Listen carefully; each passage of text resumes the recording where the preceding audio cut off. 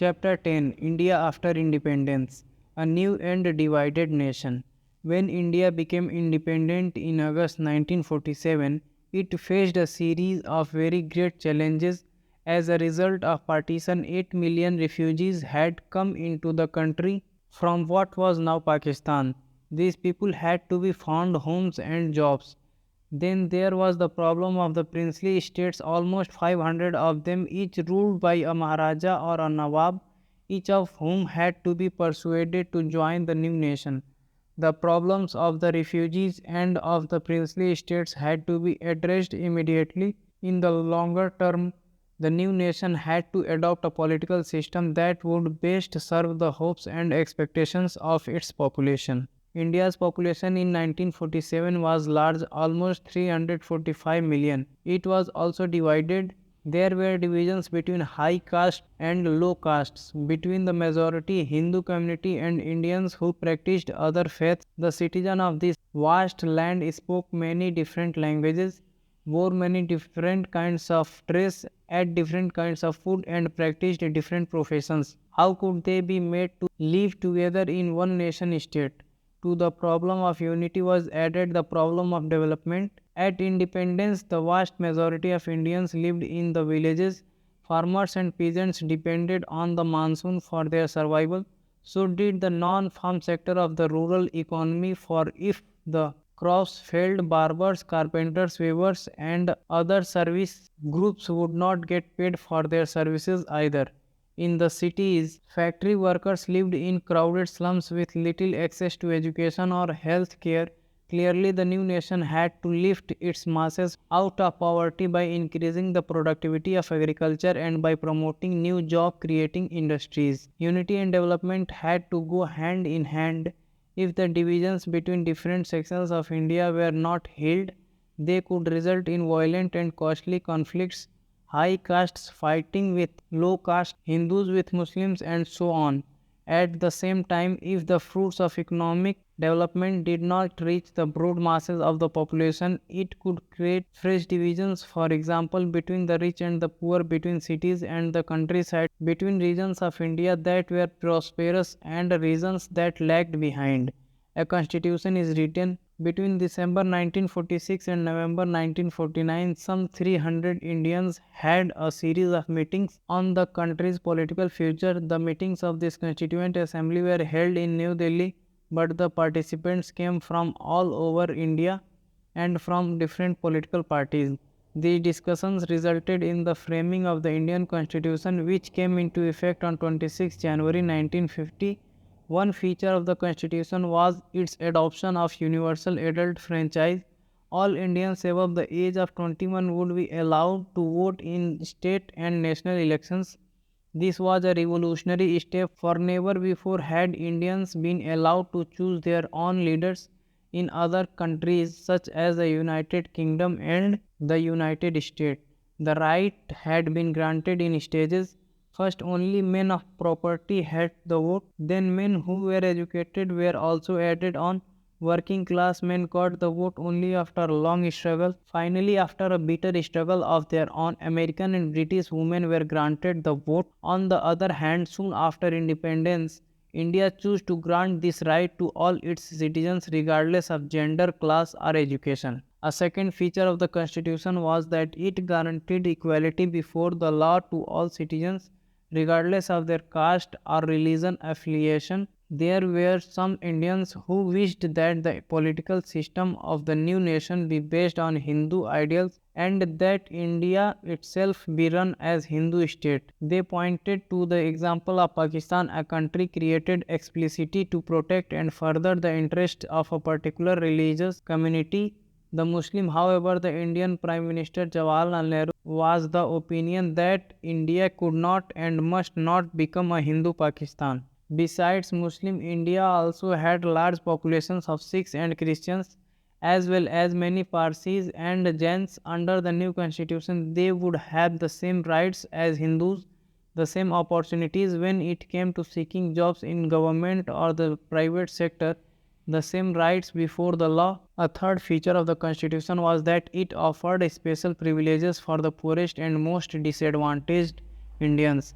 The practice of untouchability, described as a slur and a blot on the fair name of India, was abolished. Hindu temples previously open to only the higher castes were thrown open to all, including the former untouchables. After a long debate, the Constituent Assembly also recommended that a certain percentage of seats in legislature as well as jobs in government be reserved for members of the lower castes. It had been argued by some that untouchable, or as they were now known, Harijan candidates did not have good enough grades to get into the prestigious Indian Administrative Service. But as one member of the Constituent Assembly, H.J. Khandekar, argued, it was the upper castes who were responsible for the Harijan being unfit today. Addressing his more privileged colleagues, Khandekar said, "We were suppressed for thousands of years. You engaged us in your service to serve your own ends and suppressed us to such an extent that neither our minds nor our bodies and nor even our hearts work, nor are we able to march forward." Along with the former untouchables, the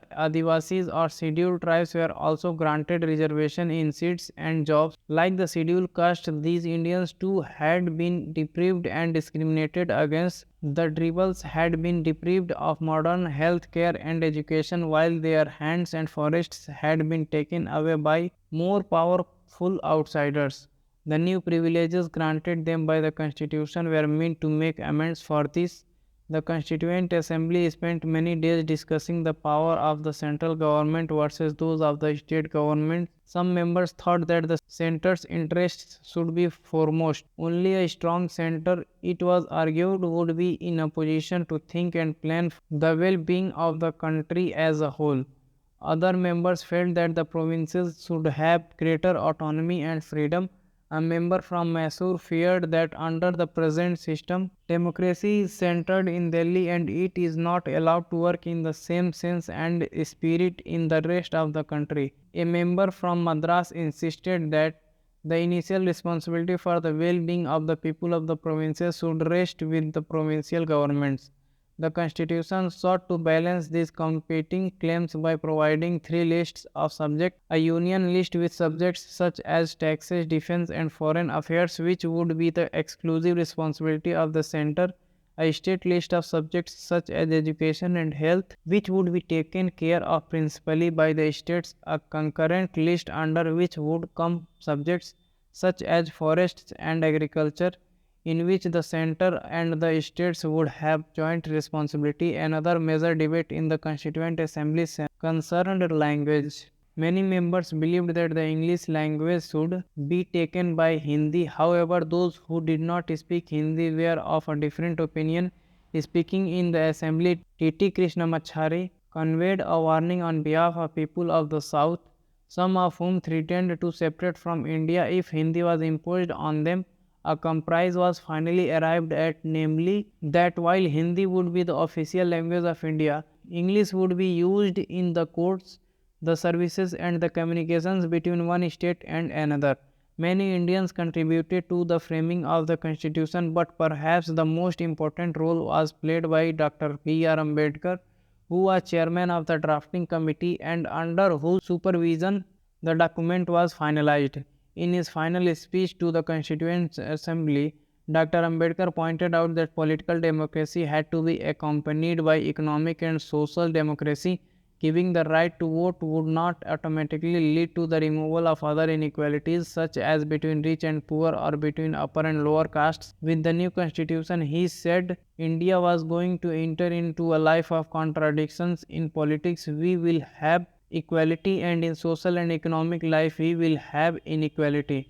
In politics, we will be recognizing the principle of one man, one vote, and one value. In our social and economic life, we shall, by reason of our social and economic structure, continue to deny the principle of one man, one value. How were states to be formed? Back in the 1920s, the Indian National Congress, the main party of the freedom struggle, had promised that once the country won independence, each major linguistic group would have its own province. However, after independence, the Congress did not take any steps to honor this promise, for India had been divided on the basis of religion. Despite the wishes and efforts of Mahatma Gandhi, freedom had come not to one nation but two. As a result of the partition of India, more than 1 million people had been killed in riots between Hindus and Muslims. Could the country afford further divisions on the basis of language? Both Prime Minister Nehru and Deputy Prime Minister Vallabhbhai Patel were against the creation of linguistic states. After the partition, Nehru said disruptionist tendencies had come to the fore. To check them, the nation had to be strong and united, or as Patel put it, the first and the last need of India at the present moment is that it should be made a nation.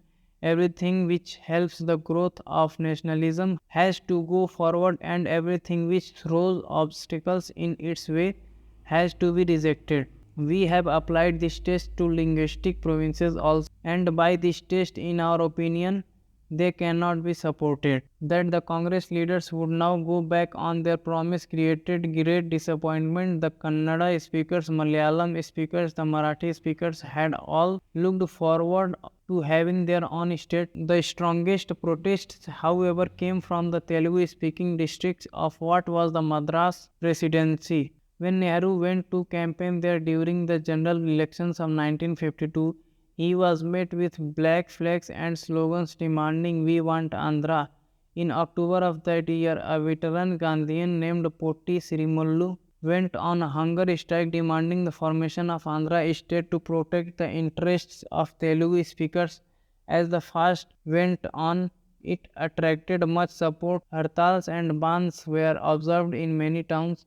On 15 December 1952, 58 days into his fast, Potti Srimullu date, as the newspaper put it, the news of the passing away of Srimullu engulfed entire Andhra in chaos. The protests were so widespread and intense that the central government was forced to give in the demand. Thus, on 1st October 1953, the new state of Andhra came into being, which subsequently became Andhra Pradesh. All the creation of Andhra, other linguistic communities also demanded their own separate states. A States Reorganization Commission was set up, which submitted its report in 1956 recommending the redrawing of district and provincial boundaries to form compact provinces of Assamese, Bengali, Odia, Tamil, Malayalam, Kannada, and Telugu speakers respectively.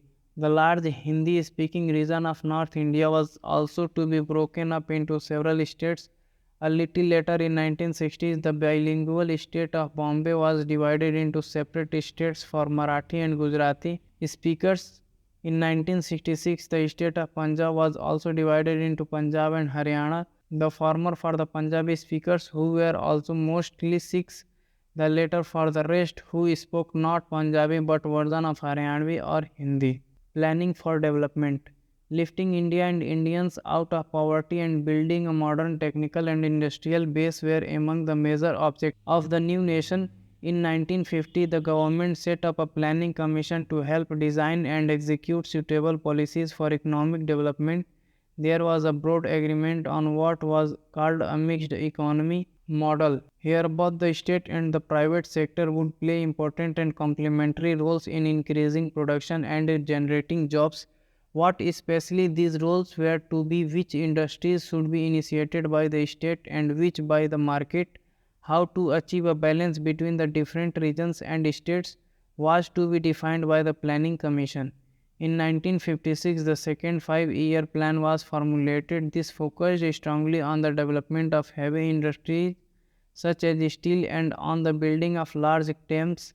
These sectors would be under the control of the state. This focus on heavy industry and the effort at state regulation of the economy was to guide economic policy for the next few decades. This approach had many strong supporters but also some vocal critics. Some felt that it had put inadequate emphasis on agriculture. Others argued that it had needed primarily education. Still others believed that it had not taken account of the environmental implications of economic policies. As Mahatma Gandhi followers Meera Ben wrote in 1949, by science and machinery, mankind may get huge returns for a time, but ultimately will come desolation. We have got to study nature's balance and develop our lives within her laws if we are to survive as a physically healthy and morally decent species. The nation 60 years on. On 15th August 2007, India celebrated 60 years of its existence as a free nation. How well has the country done in this time, and to what extent has it fulfilled the ideals set out in its constitution? That India is still united and that it is still democratic are achievements that we might justly be proud of. Many foreign observers had felt that India could not survive as a single country, that it would break up into many parts with each region or linguistic group seeking to form a nation of its own. Others believed that it would come under military rule. However, as many as 13 general elections have been held since independence, as well as hundreds of states and local elections. There is a free press as well as an independent judiciary. Finally, the fact that people speak different languages and practice different faiths has not come in the ways of national unity. On the other hand, deep divisions persist despite constitutional guarantees. The untouchables, or they are now referred to, the Dalits, face violence and discrimination. In many parts of rural India, they are not allowed access to water sources, temples, parks, and other public places, and despite the secular ideals enshrined in the constitution, there have been clashes between different religious groups in many states. Above all, as many observers have noted, the gulf between the rich and the poor has grown over the years. Some parts of India and some groups of Indians have benefited a great deal from economic development. They live in large houses and dine in expensive restaurants, send their children to expensive private schools, and take expensive foreign holidays. At the same time, many others continue to live below the poverty line, housed in urban slums or living in remote villages on lands that yield little. They cannot afford to send their children to school. The Constitution recognizes equality before the law, but in real life, some Indians are more equal than others judged by the standards it set itself at independence. The Republic of India has not been a great success, but it has not been a failure either.